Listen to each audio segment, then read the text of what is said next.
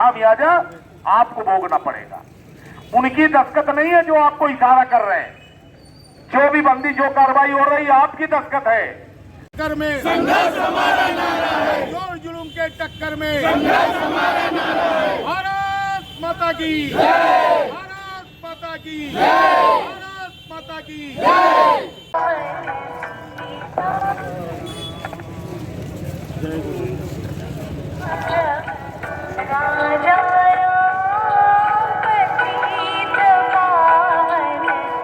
व्यापारी एकता जिंदाबाद, व्यापारी एकता जिंदाबाद, व्यापारी एकता जिंदाबाद। अभी तो ये अंगड़ाई है, आगे और लड़ाई है। अभी तो ये अंगड़ाई है, आगे और लड़ाई है। अभी तो ये अंगड़ाई है, आगे और लड़ाई। आपकी भी दुकान सील की गई है, किन मानकों के कारण सील की गई है, क्या उन्होंने पाया है और क्या नोटिस दी गई थी आपको?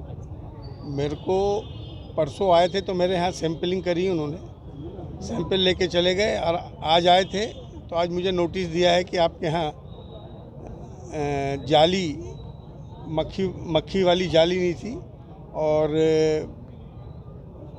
गंदगी पाई गई, जबकि मेरे यहाँ ऐसा कुछ नहीं था। उन्होंने वीडियो भी बनाया है पूरा, और मेरे यहाँ जितने भी काउंटर है पूरे ग्लास से बंद रहते हैं, उसमें जाली की ज़रूरत ही नहीं है।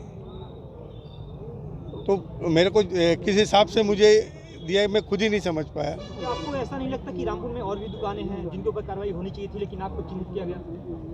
अब ये तो बात सही है कि दुकानें तो कम से कम 15 होटल हैं रामपुर में, और मेरी ही चिन्हित क्यों की गई? आप लोग व्यापारी संघ यहाँ विरोध प्रदर्शन कर रहे हैं, क्या वजह है और क्यों कर रहे हैं आप लोग? व्यापारी अपनी दुकान बंद करके खुशी से नहीं बैठता है, जब कष्ट होता है तभी बैठता है। सीधी जिले के इतिहास में पहली ऐसी घटना है कि परसों सैंपल लिया जाता है और कल दुकान सील कर दी जाती है। सैंपल की कार्रवाई यहाँ से लेकर और भोपाल भेजी जाती है, वहाँ से फिर सैंपल पास होकर फैल होकर आता है। इसके बाद कार्रवाई और न्यायालय में जाया जाता है और न्यायालय में फिर मुकदमा चलता है और फिर सज़ा की घोषणा न्यायालय करता है अगर हम दोषी हैं। कौन सी ऐसी आफत आ गई, कौन सी ऐसी इमरजेंसी आ गई कि 24 घंटे बीते नहीं और 24 घंटे में आपने दुकान सील कर दी? ये कहाँ का नियम है?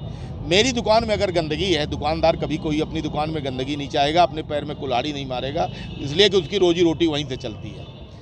और कल आगे कि आपकी दुकान में मच्छी लग रही, थोड़ा गंदगी है, अरे गंदगी है तो हमको चेतावनी दो भैया कि दोबारा हम गंदगी ना करें।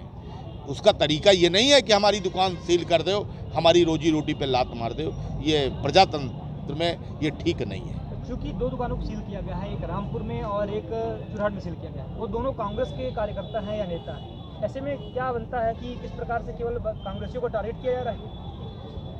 व्यापारियों की कोई जाति नहीं होती, व्यापारी हर दल का होता है। कांग्रेस का भी होता है, भाजपा का भी होता है, जनता दल का, कम्युनिस्ट का, बीएसपी का, सबका होता है। जब व्यापारियों की बात आती है तो व्यापारी सब दल से ऊपर उठ के व्यापारियों के साथ खड़ा रहता है। और इस तरह से अगर राजनीतिक प्रेशर में आके कार्रवाई की गई तो ये दुर्भाग्यपूर्ण है इस प्रजातंत्र के लिए कि कांग्रेसियों की दुकान चिन्हित करके कार्रवाई की जाए।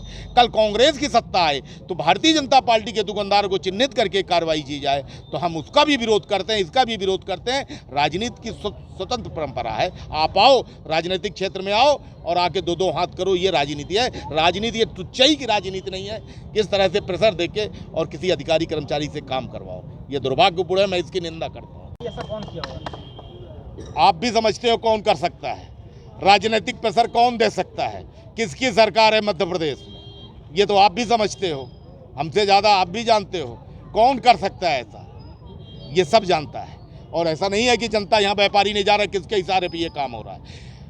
आज है, कल भी आएगा और कल के बाद परसों भी आएगा। इसी व्यापारी इसी जनता के बीच उनको आना पड़ेगा और आके हाथ जोड़ के कहेंगे कि हमको वोट देना। किस आधार पे आके वोट मांगेंगे ये समय बताएगा।